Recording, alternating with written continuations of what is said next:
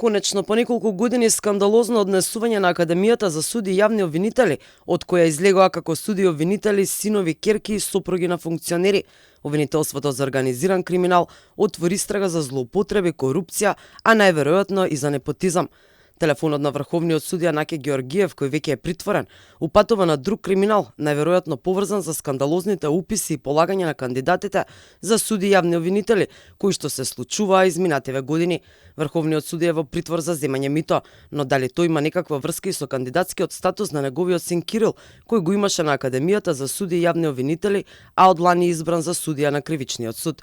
Обвинителството не открива дали од двете одземени досиеа на еден поранешен и еден актуелен кандидат е и досието на сега веќе избраниот судија Кирил Георгиев. Истражителите на обвинителството и МВР одзема и 2 телефони на вработено лице во Академијата.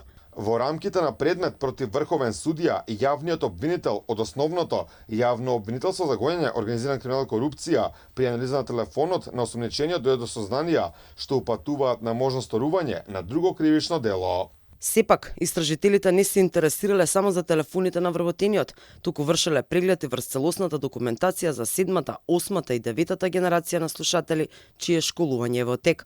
Академијата се уште нема распишан оглас за директор, откако пред 2 недели оставка си даде директорката Наташа Дамјановска-Габер.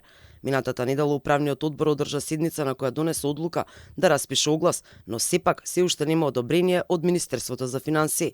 Исто така, владата ја задолжила Академијата да не вработува нови слушатели, бидејќи претходните согласности не биле усогласени со државниот буџет.